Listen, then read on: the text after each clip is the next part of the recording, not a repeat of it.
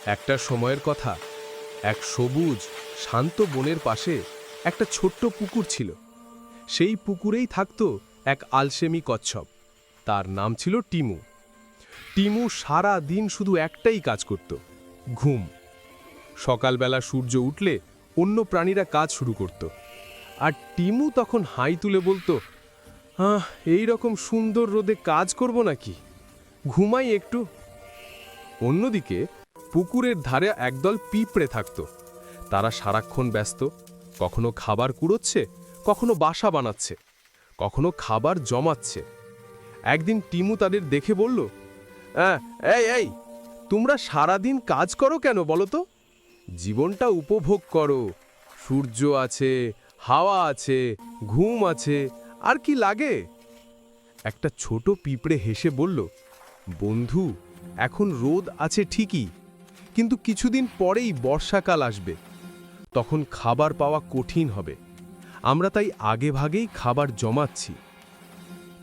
Temu আবার high তুলে বলল, বৃষ্টি আসুক, আমি তখন দেখব। এখন ঘুমই আমার কাজ। দিন যায়, সপ্তাহ কেটে যায়। পিঁপড়েরা প্রতিদিন কাজ করে, খাবার জমায়, আর টিমু প্রতিদিন ঘুমায় খায়, ঘুমায় খায়। একদিন বিকেলে পিঁপড়েরা আবার টিমুর পাশে দিয়ে যাচ্ছিল। একটা পিঁপড়ে থেমে বলল, টিমু ভাই, তুমি যদি একটু পরিশ্রম করতে, বর্ষার বিপদে পড়তে না। টিমু হাসল, আমার শক্ত খোলস আছে, খাবারও প্রচুর, আমি কোনো চিন্তা করি না। কিন্তু কিছুদিন পরেই আকাশ কালো হয়ে গেল। মেঘ জমে বৃষ্টি শুরু হলো। বজ্রপাত, ঝড়, জলের শব্দে পুরো বন কেঁপে উঠল। টিমু খুশি হলো, আহা, ঠান্ডা হাওয়া, ঘুমানোর একদম পারফেক্ট সময়। সে ঘুমিয়ে পড়ল। কিন্তু একদিন, 2 দিন, 3 দিন বৃষ্টি থামল না। পুকুরের জল বেড়ে গেল, চারপাশে কাদা, গাছের পাতা ভিজে নষ্ট হয়ে গেল। টিমু ঘুম ভেঙে পেট চেপে বলল, আমার খাবারগুলো কোথায় গেল? সে চারপাশে তাকিয়ে দেখে কিছুই নেই, না পাতা, না ফল, না ঘাস। সে কাঁদো কাঁদো গলায় বলল, এখন কি খাই আমি? তখন দূরে দেখে পিঁপড়েরা তাদের গর্তে বসে আছে, শুকনো, নিরাপদ আর খুশি। তাদের বাসায় খাবার ঠাসা। টিমু ধীরে ধীরে তাদের কাছে গেল, ভিজে গায়ে বলল, বন্ধু, একটু খাবার পেতাম? সব পিঁপড়ে চুপ করে রইল। তাদের মনে পড়ল টিমু একদিন হাসতো তাদের কাজ দেখে।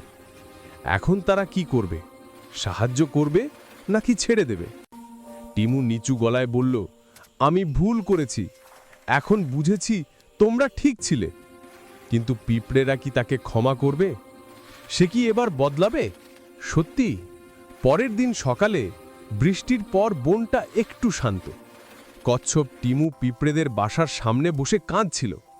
একটা ছোট পিঁপড়ে বাইরে এসে বলল, তুমি এখন বুঝেছ তোমার ভুল?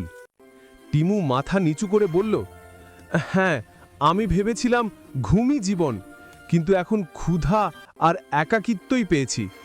তোমরা চাইলে আমি তোমাদের সাহায্য করব, শুধু একটু খাবার দাও। সব পিঁপড়ে একে অপরের দিকে তাকালো। তাদের রানী পিঁপড়ে ধীরে বলল, যে নিজের ভুল বোঝে তাকে সুযোগ দেওয়া উচিত। তারা টিমুকে কিছু শুকনো দানা আর পাতা দিল। টিমুর চোখে জল এসে গেল। ধন্যবাদ বন্ধুরা, এবার থেকে আমিও তোমাদের মতো কাজ করব। বৃষ্টি থেমে গেল, সূর্য উঠল, পিঁপড়েরা তাদের বাসা ঠিক করছিল, আর টিমু প্রথমবার কাজ শুরু করল। সে পাতা কুড়িয়ে আনলো, গর্ত বানাতে সাহায্য করল, এমনকি জল থেকে ছোট পিঁপড়েদের পার করিয়ে দিল। একটা পিঁপড়ে হাসল, দেখো, আমাদের আলসেমি কচ্ছপ এখন কর্মঠ কচ্ছপ হয়ে গেছে। সবাই হাসল, আনন্দে গান গাইল, যে কাজ করে সেই সুখ পায়। দিন কেটে গেল। টিমু এখন পুরোপুরি বদলে গেছে। সে প্রতিদিন সকালে উঠে পিঁপড়েদের সাহায্য করত, খাবার জমাতো আর নতুন বন্ধুত্ব করত।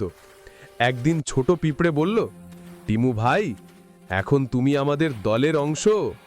টিমু গর্বের হাসি দিয়ে বলল, আমি শিখেছি ঘুম মিষ্টি, কিন্তু পরিশ্রমের ফল আরও মিষ্টি। পরিশ্রম কখনো বৃথা যায় না। অলসতা আনন্দ দেয় মুহূর্তের জন্য, কিন্তু পরিশ্রম দেয় সুখ সারা জীবনের জন্য।